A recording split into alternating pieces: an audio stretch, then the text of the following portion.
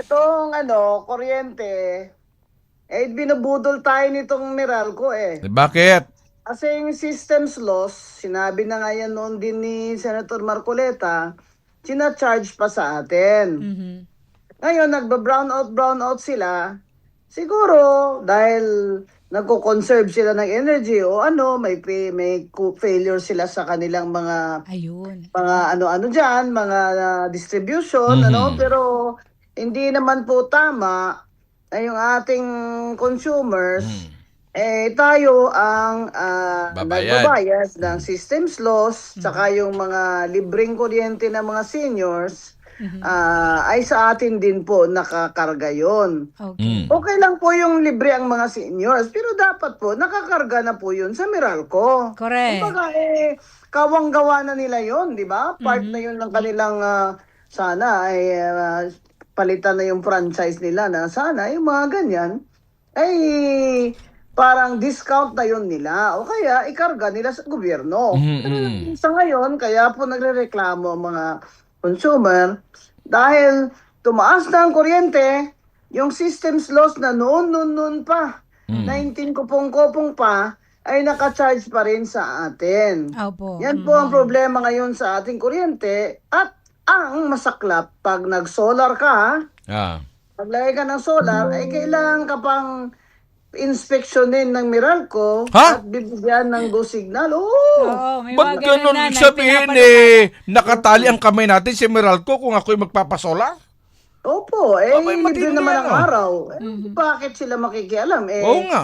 Sumasalo lang naman tayo ng araw, ng init ng araw, di ba? Para Baka naman pag-aarin lang yung araw. Yun na. Baka naman May franchise sila sa araw. ay franchise sa araw. Teka lang, hindi pa naman yata ito, attorney, nai-implement o i-implement na ba? Mukhang panukala pa lang yata ito na Opo, buwisan hindi pa din, po yan diba? na-implement kasi kailangan din po yan nila ng application sa ganyan, sa Energy Regulatory Commission, hindi Tama, po ba? ERC, Sa tama. gobyerno. Pambira naman tong gobyerno natin, hindi naman tayo pinapaangalagaan eh. Yun na nga. Parang Opo. papatayin na tayo ni BBM sa gutom papatayin pa tayo sa Meralco bill. Kaya po yung mga naglalagay ng solar sa kanilang mga building na mga negosyo at mga bahay ay nagrereklamo dahil mag-i-inspection daw po ang Meralco. Mm. O, mag-i-inspection pa. Ba't ganun? Bago sila yung takod ba? Ang Bisaya ng takod. Ay, tangkod. Maglalagay Maglalagay solar. bago Oo. ka mag-install. Oo, o bago ka mag-install. Yan ang masaklap kasi wala na nga tayong tamang kumbaga hindi natin nga alam kung tama itong kinakarga sa bill natin, hindi po ba? Yes. Oo nga. Para sa isang karaniwang Pilipino o Pinoy, attorney, halimbawa, ano yung generation charge? Ano yung Oo. system loss? At kung ano-ano pang anik-anik na nandoon sa electric bill natin eh.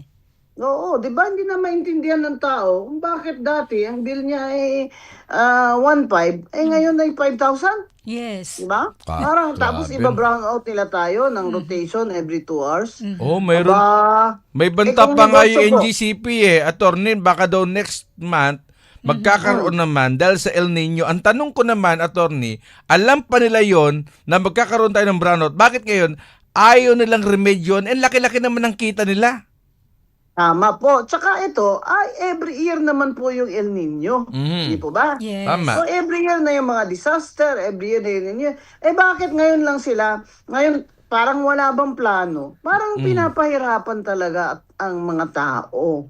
Yun ang masakit dyan mataas na nga yung number ngayon ng mga Pilipinong gutom ay nangangalahati. Correct. O 55 million yun. O walang trabaho ay 2.4 million. Gutom ho talaga. Ngayon, ang kuryente mataas pa. Yung gasolina hindi naman bumaba, okay, pero hindi naman po bumabalik sa dating presyo kasi ayaw talaga ni BBM. Natanggalin muna o suspend ang excise tax sa fuel at VAT sa fuel. Mhm. Matagal nang kinukulit ng ating mga kababayan yan. Na sana isuspende muna itong mga excise tax at mga VAT ng gasolina natin at iba pang mga pangangailangan sa pagbubuwis, attorney. Oo, kasi po hindi naman nila kayang magbigay ng ayuda sa lahat. Kagaya ng mga fisher folk, wala namang ayuda yun. Mhm. Yun ang mga driver, Hindi masustroke naman muna lahat. yung tao bago makakuha ng ayuda. Hindi naman nung sapat ang ayuda nila, di sana wag na sila muna magkolekta ng tax. Mhm. Yan ang problema kasi pinasa na daw yan, sabi ni Leandro Libiste, pinasa na daw yan sa House of Reps. Ngayon, naghihintay tayo na ipasa rin ng mga senador. Dati, nung iba ang mayoriya, hindi napapasa. Baka naman ngayon na kay Senate President Alan Peter na ay mapasa na dahil itong energy na ito ay nakapokus din dito sa Senator Marcoleta Mhm. Yes. dito oo. sa problema ng energy sana naman nakikinig sila na kung hindi mapasa nung unang Maria, ni na si SP Soto ay dapat ipasa na ngayon ni SP Cayetano yan. Di ba? Yes. Kasi kahit ba itong taon lang na ito para makagaan-gaan man lang. Di po ba? Kaso alam nyo ba kung bakit ayaw nila talagang suspindihin yung pagkolekta? Mhm. Bakit? Yun pong sinabi ni Ma'am Cora Guidote na meron pong target itong Secretary of Finance at saka CES Recto. May Na? target silang dapat kolektahin para makapasok po dun sa unprogrammed funds sa national budget. Ay, Yun ganun? pong unprogrammed funds, ano po yun, discretion yun ni BBM. Mhm. Opo. Mhm. Yan, dyan kinuha yung ghost projects noon Mhm. sa unprogrammed funds. Kaya hindi natin napansin. Mhm. Yan. Yan ang dahilan. Kaya hanggang ngayon ba naman maleta pa rin na iniisip ng mga ito Nakakainis na Wala naman nakukulong. Ano pa lang nangyari doon kay Martin Romualdez? Mukhang Ongoing payapa, ang tahimik. investigation.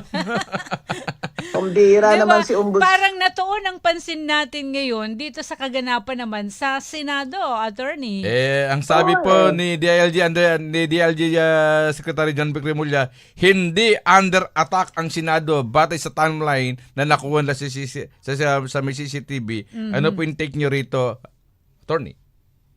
Hindi ba yung anti-attack binabarina na yung yung pinto ang nakalak doon na pagitan ng GSIS at Hindi ba yun anti-attack may nahuli? Pambira naman idol ko na sana si John Vic binabawi ko na naman. Yung hinarap niya si Trillanes at sinabi niya ganyan, di ba? Parang nabago ngayon Palakpakan mo. Parang nabago ang lahat ng mga pangyayari ay nagkaroon ng pagbabago ngayon matapos na lumabas ang PNP chief at saka si DILG Secretary John Vic Kasi Remulla. po, ang tingin ko dyan, dahil si Ombudsman Remulla ay nagsabi na paimbestigahan niya si Sergeant at Arms General Mao. Mhm. Di ba? Yes. Kaya nung sinabi na yun ng kuya niya, di sinabi niya na hindi under attack. Alam niyo naman. yung una kasi, magkakapatid yung una kasi, nung binanggit ni Secretary John Vic Remulla, nung siya nagpunta ron, ang sabi niya, yung tanda ko yon, hindi siya pupunta ron para arestuin si Senator Bato de la Rosa. Pumunta siya doon para protektahan ng Senado, protektahan ng mga senador. Di ba Sabi niya, di ba sabi niya, palakpak. di ba inuulit niya yun Ngayon, Oo. yung lumabas doon sa timeline ng mga doon po sa mga CCTV, so lumitaw na hindi under attack ang Senate, kundi marami raw na mga taga GSI, marami mga NBI doon sa GSIS para Bakit? protektahan ng GSIS sapagkat bilyon-bilyon yung mga artwork doon na kanilang protektahan. Wala bang sapat na security guard ang GSIS para protektahan yon? Bakit kailangan NBI pupunta ron? At saka armado Armado? Mga sinungaling. Protektahan niyo ang GSIS, Mr. Bilosa, tas gabi. Gabi. Ano ka ba, Mr. Bilosa? Ang tingin mo talaga tanga na kami. Stupid naman po talaga kami, pero hindi naman kami ganun ka-stupid, Mr. Biloso. At saka kung gusto mo protektahan yung artwork mo doon, bakit NBI tinawag mo? Sindikato ba? May nag-threat ba na may magnanakaw? Ganon, dapat pulis. Yan na nga. At saka, dagdagan mo yung security guards mo. Marami ka naman pera. Pera namin dami. yan, Mr. Biloso, Kahit siguro 100 sa gabi na security guard, 100 sa umaga, shifting, pwede. Ganun ba yun? At sinacharge Oh, yaman-yaman naman ng yan sa... GSIS. Naku, itong si Mr. Biloso, nakakalimutan yan na sa mga taong bayang nasa gobyerno, kinukunan nila ng pre-GSIS na membership. Oo. Pera namin yan, yung ginagastos mo dyan, Mr. Biloso. Magkano ang gastos mo? Doon sa NBI na pinabarina mo ng pintuan mo dyan.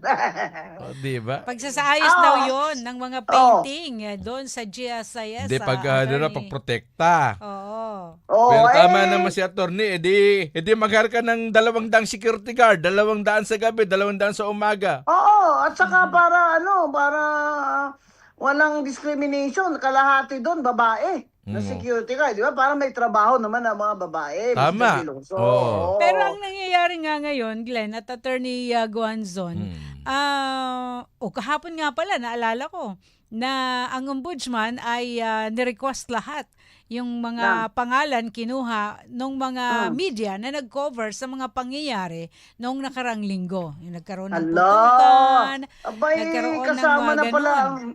kasama na ang media ngayon sa conspiracy. Oo Kung daw. papayag lahat yun, Attorney, I'm sure, hindi naman. Dapat kung ano yung totoo, yun ang dapat. Yun pong nagsisigaw doon ng mga media. Bawal daw magsigaw yun pag may putukan. Kaya imbestigahan kayo. Pwede ba yun? Siyempre nagulat. Ito ang masaya, ha? Mm. Iniimbestigahan niya si General Sergeant at Arms Mao. Mawaplas ka. Imbestigahan si Matibag. Mm. Bakit hindi niya imbestigahan si Matibag? Anong ginagawa ng mga NBI doon?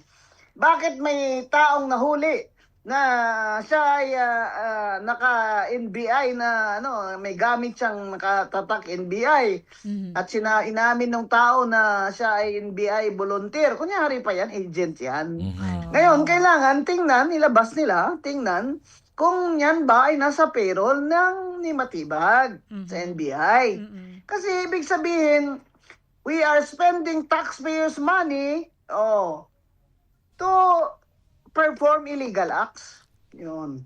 Nako, hindi pwede yan. Sa Amerika, very strict sila dyan. Yung mga illegal acts, nag-hire ka ng mga tao, you're using government funds. Hindi pwede yun. Dapat imbestigahan din yun ni Boying Rimulya. Oo. At ang binabanggit, kasi merong investigasyon merong gagawing investigasyon na i-involve ang NBI, na i-involve ang director mismo ng NBI, para lang pong masabi na pair ang NBI, meron sasabing, dapat daw muna tawag dito, umalis muna sa pwesto itong si Sino? NBI Director Melvin Matibag para walang impluwensya, para wala pong impluwensyahan kapag iniimbestigahan yung NBI. Kasi sinuspende si Sergeant Arms Mau Plaska para sa pag-imbestiga sa Senado, walang impluwensya. So iniimbestigahan din ngayon yung NBI, bakit may mga NBI doon sa GSIS, bakit may nahuling NBI, binabang NBI agent. So para pair ang pag-imbestiga, kumbaga mag-leave of absence muna itong si NBI Director Melvin Matibag. Yun po yung request po ng iba. Secretary of Justice naman ang supervision sa kanya. Kaya nanawagan tayo sa Secretary of Justice. Kung kayo po ay talagang may justice, ipalive of absence yun na yan siya. Habang iniimbestigahan niya, sigurado iimbestigahan siya ng Senado. Tama. Ano palagay niya sa sarili niya? Hindi siya imbestigahan ng Senado? Yun nga di ba? Kasi gumagamit ka ng government funds Yung mga tao mo, naka-charge yan sa pati NBI agent mo, naka-charge speaking yan of government funds sa attorney, may balita ako na magpapatulong sa Senado na madagdagan ang budget ng NBI para sa mas maayos na madami pa yung maipaglingkod ng NBI. Nabubulunan ako sa... Talaga, pag narinig ko yung pangalan ni Matibag, inuubo ako Minom ka po ba ng tubig? Grabe naman ang kapal nyo sa NBI. Na ganyan na ginawa nyo sa Senado at sa mga senador na yan. na hinabol-habol nyo pa pa-arestuhin si Bato na illegal naman yung inyong warrant galing sa ICC dahil hindi dumaan sa judge. Ha? Ayan na kayo nihingi pa kayo ng budget. Abay, hindi pwede. Kung ako mga senador dyan, mag 1 peso budget ka muna next year at dito ka magpakita ngayon kung anong gagawin mo sa pera. Bawal na ngayon ng mga NBI agent na volunteer. Oh. At saka bawal na magbarina ang mga NBI. Yun ang dala nila nung panahong may pangyayari sa Senado, attorney. Oo, ang kapal naman na hingi pa ng budget na karagdagan. Oh, grabe kayo. Kung ako, naiinis lang ako dahil nakukumpara ko sa ibang bansa na pag may ganito, ay nako. Na talagang sasabihin sa kanila, why did you spend government funds on illegal activities? Yan. Kasi talaga kung kahit saan man nila basihan, sabi na ICC ang warrant nila, hindi po ba? Apo. Ayon, si Bongbong, sabi ni BBM, hindi ko naman inutos yan na hulihin dyan si Bato. Sino nag-utos, di ba? Ngayon, sabi naman ni Director Matibag, hindi ko naman siya hulihin kung wala namang order. Hindi niya sinasabi kaninong order. Ayun, pero kasama niya si Trillanes doon. Alam pala ni Trillanes na huhulihin niya ang senador. Ano naman ang ginagawa ni Trillanes doon? Sabi nga ni Senator Marcoleta, ano ba yan si Trillanes? Sheriff? Bakit siyang magsiserve ng ICC warrant? Kasi sinasabi nila fugitive from justice po si Senator Bato. Hindi po yan tama. Wala pong warrant of arrest galing sa ating korte kay Senator Bato. Wala po siyang kaso na crime against humanity dito sa ating jurisdiction o sa korte. Kaya walang warrant galing sa ating husgado. Pag may warrant ka galing sa ating husgado, yun, fugitive ka from justice. Pero yung ICC lang, hindi naman pwede yung, ang sovereignty mo, sinurrender mo doon, sasabihin mo, fugitive from justice na si Bato dahil hindi siya sumurrender sa ICC. Bakit siya susurrender? Tama naman ang petition niya. Na hindi naman kumuha ng... Kasi nakalagay nga doon sa, mamaya ho sa Usapang Matino sa TV, pag-usapan natin. Okay. At Yung ICC warrant, nakalagay mismo sa Rome Statute, sa procedure doon, kung saan ang ICC ay binubuo. At magmimiyembro ka sa ICC doon sa Rome Statute na yan, that is a treaty. Hindi pa ba? Kumbaga, it's a multilateral treaty na sumangayon Pilipinas dyan. Pero nag-withdraw ng panahon ni Duterte. Ang sinasabi dyan, sa Rome Statute, sa Article 57, na pag may warrant, ihuhuliin yung citizen, ay kailangan sa bansa niya immediately iharap siya sa judicial authority. At doon siya uusigin kung kanya bang identity ito. At mag-order ang judge. Wala naman yun eh. Hindi ginawa yun ni Matibag. Hindi po niya ginawa yun. Okay. Dito binabanggit, yun nga, mayroon daw, kasi ito yung argumento, siguro, siyempre, kailan din namin siya malaman. Yun daw pong nangyari, itong mga patayan dito sa Tokhang ganito, ay hindi pa tayo kumakalas doon sa ICC. Nung kumalas tayo sa ICC daw po, na-file na yung kaso, kaya daw po, umalis na tayo sa ICC, pero yung pagsampa ng kaso, laban kina Pangulong Duterte, laban dito kay Senator Bato de la Rosa, ay naisampa nung tayo pa ay miyembro pa. Kaya ngayon, ini-implement nila, kahit wala na tayo, hindi tayo miyembro ng ICC, ano po yung tama doon? Ang sinasabi sa naasma ako sa apila ni Duterte, kung saan siya natalo, ay may jurisdiction ang ICC over the crime. Okay. Kahit na nag-withdraw na ang Pilipinas. Kasi nung panahon na ginawa yon, sabi nila, ay Miyembro pa tayo. miyembro pa tayo. Tama, opo. Ayun. Ang tanong doon, kung baga, ang basihan niya ng ICC ay kanya ring procedure dyan sa Rome Statute. Okay. Nakalagay din naman sa procedure niya. Mhm. Na pag may Yes. warrant, harap agad ang nasasakdal sa ICC Mhm. sa judicial authority. Mhm. O bakit hindi nyo ginawa? Kasi ayaw nila na baka magtiaro ang Supreme Court. Ah. Yun. Hindi, binabanggit niyo po na authority na maglabas po ng warrant. Bakit po nila binigay yung sinasabing warrant from ICC? Di ba dapat ibigay yan sa DOJ? Bakit dumaan sa kamay ni Trillanes? Si Trillanes ang nagdala doon sa Senado. Ano ba si Trillanes? Siya nga ang sheriff ng ICC. Ayun na nga ang sinasabi natin. Why is a private citizen Ah.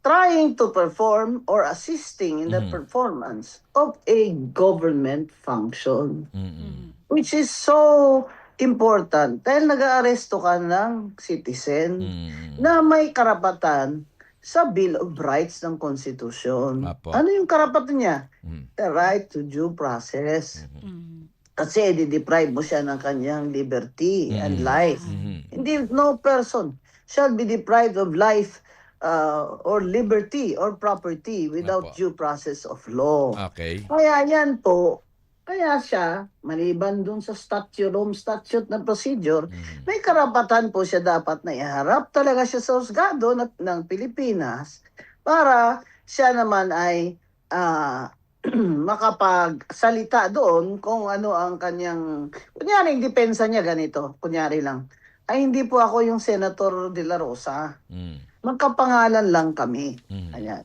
Ako po, nagpakalbo na rin ako kasi Idol ko siya eh. Oo, idol ko siya. Kaya ganyan. Identity. Yan. Identity. Dapat ma-ascertain ng huwes. Yun din ang sinasabi sa Article 57 Mm. ng ICC, ng Rome Statute Mm. So, anong ginagawa nga naman ni Trillanes dyan? Tapos, ang ano pa siya, yung duwag ka, sabi mo, kaya ako nandito. Ano ba itong mga taong ito? Pataasan ng ihi. Yun yung nga binabanggit na challenge o hinamon siya ni Senator Bato de la Rosa noon na sige, iposas mo pa nga ako. Sabi gano'n, no? Pusasan So, mo ako. Yun ang ginawa naman niya ngayon. Pero alam mo yung... Kinoldar niya yung hamon lang ni Senator Bato. He has noon. no business there. Mhm. He has no business holding a warrant of arrest. Ano siya ng NBI agent? Hala, baka agent siya ng NBI. Yung Malamang. malay natin, Malamang. nasa payroll siya ni Matibag, di ba? Oo, kasi wala na siya kaya- sa ano di ba, attorney? Wala siyang function sa gobyerno. Wala, hindi rin siya sundalo na. Balita ko, nagtuturo daw siya. Hindi naman siya sundalo na, hindi naman siya NBI agent. Mhm. Sabi ko nga, baka naman nasa payroll siya as consultant. Bakit Ay. siya sinama ni Matibag?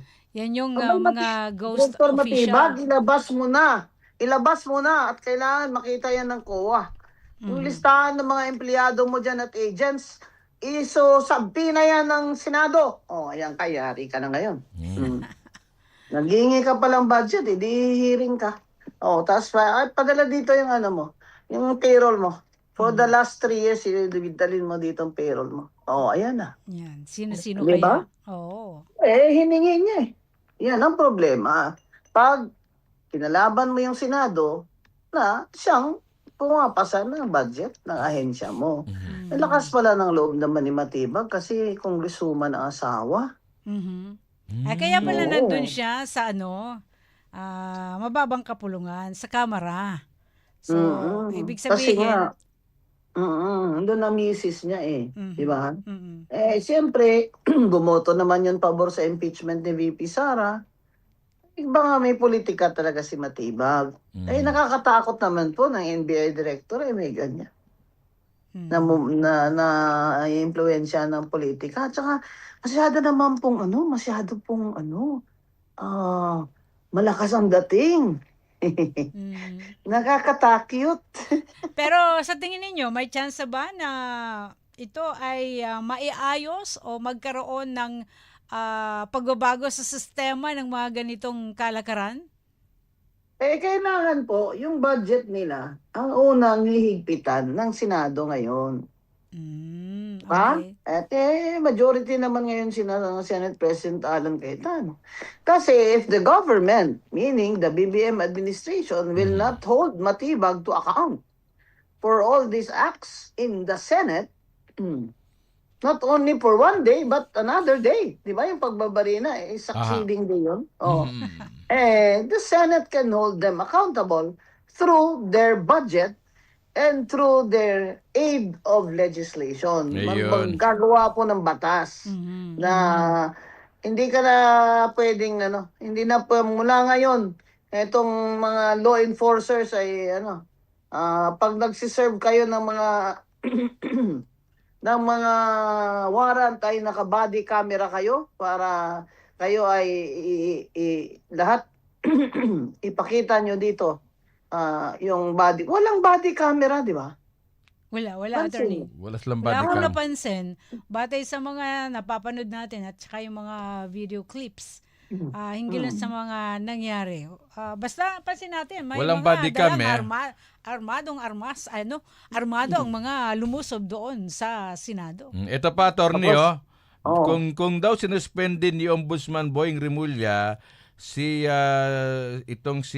Sergeant at Arms. sa Mau Aplasca, dapat din daw niyang suspendihin si NBI Director Melvin Matibag. Tama naman. Kasi kung fair naman si Ombudsman, dapat naman. Pero ang unang tanong, na tinanong din ito ni Senator Marcoleta, tinanong ko rin, meron bang complaint laban kay Sergeant at Arms, Mau Retired Plasca. General Mau Plasca? Oo. Kasi kung wala namang complaint, bakit siya na preventive suspension? Mm-mm. At saka Hindi naman pwedeng ang ombudsman magpe-preventive suspension lang na walang complaint. How did he acquire jurisdiction? Yun. Pero Basic attorney, principle. saklaw pa talaga ng ombudsman, yung Sergeant of Arms ng Senado. Saklaw pa talaga ito. Yung jurisdiction ng Yung jurisdiction, ombudsman. bahagi ba ito? Bahagi talaga. Saklaw ito.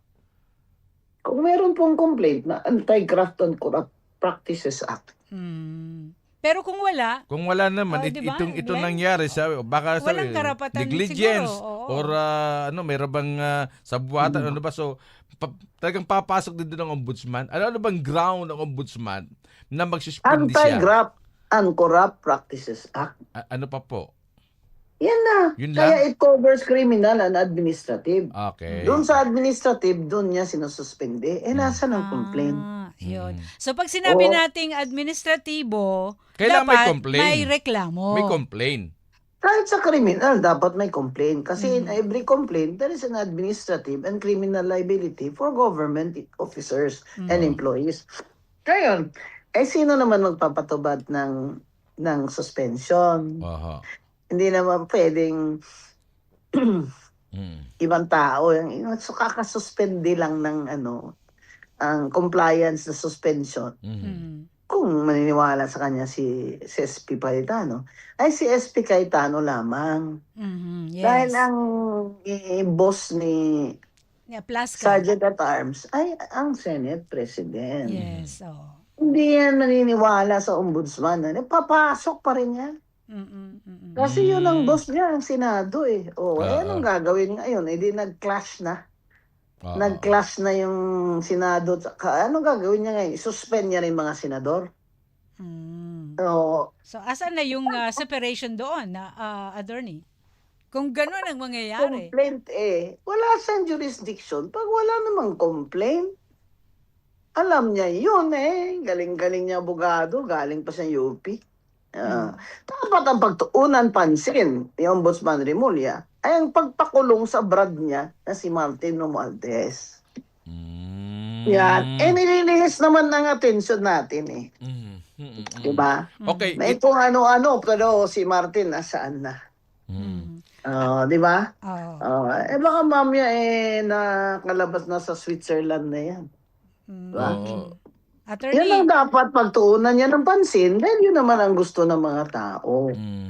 Na ikulong talaga si Martin at ipabaliwala niya na yung kanilang relasyon na sila ay fraternity brother sa Upsilon. Ayun na lang. Yan ang problema dyan. Attorney, yung bang pagdating ni Senator Bato de la Rosa doon sa Senado para po magbutuhan, para po mapalitan po yung liderato, naniniwala ba kayo na ginawa din to ng magkabilang party? For example, sabi natin sa gobyerno na, ito, gumawa na tayo ng diversionary tactics. Gumawa tayo ng gulo sa Senado. Yung ba ay nakikita mo rin yun?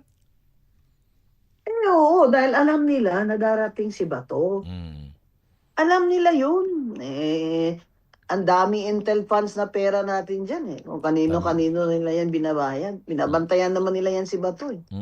Lahat ng mga dadaanan niya, nabantayan nila. Alam nilang papasok. So hindi ako maniniwala na hindi alam na papasok pala. Alam nila na papasok. Ang hindi nila alam na magkakaroon ng palitan ng liderato. reorganisasyon sa Senate. Yun. Yun lang. Si Bato, kailangan pumasok para 13 sila. Kasi baka mag-tie eh. Mag 12-12. Wala di din. ba? Pero sa tingin Walang ninyo, galawan. magkakaroon pa ng galawan dyan? Saan? Sa reorganization na naman? Yes. On your own, doon po sa take po ninyo rito. Wala Magkakaroon na. ba? Kasi sumali lang naman si Ejercito na nag-abstain at si Zubiri na nag-abstain. Sumali lang sila sa minority. It doesn't mean na pag magbutuhan uli for Senate President, ay buboto na sila sa kabila. Kunyari, kay Risa Ontiveros. Di ba? Yung masigasig dyan, si Risa Ontiveros dahil siya ang kalalaban eh. Kandidato siya eh, di ba? So, etong dalawa, nag-abstain yan. Natural, si Zubiri, pag nag-pro-impeachment yan, baka matalo sila sa district nila, sa Bukidnon. Di ba? Bukidnon, Duterte, Mindanao yan eh. Si JBRC to din. Ganon din naman eh. Ano bang baluarte ni JBRC to? Wala naman. San Juan, di naman kanila yan ang San Juan. Di ba? Lagi siyang dinadala kasi ng administration. O ngayon, naggaganon-ganon na siya kasi alam niya na baka hindi nga siya kunin ni BBM sa slate eh. Di ba? So, hindi ibig sabihin na nag-transfer sila doon, magiging 12-12. Hindi po. Kasi, it does not necessarily mean. Di ba? Okay. Kasi sinabi yan ni JBRC ito sa akin eh. Nagkumpare kami sa kasal eh. Sabi niya, I'm not inclined to vote for the impeachment kasi ang daming trabaho. Sana, ganyan. Kaso, daming trabaho. Oo. Daming trabaho. Tapos impeachment kayo na impeachment. Oo. Yung iba dyan, gustong-gusto nakarobe sila eh. Tapos na, yung pagsusot ng robe nila nung... di magpa-picture na sila, di ba? Parang, ang galing-galing ah. Ang galing nyo sumayaw, di ba? Mamira, Attorney, magbe-break muna tayo. babalik Babalik pa kayo? Bible study ako, ha? Uy, nako.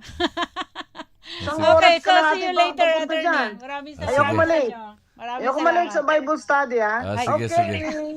Salamat Okay, po. maraming Thank salamat. you. Mga kababayan, Attorney Rowena Guanzon po, ang inyong lingkod. Thank you, yan.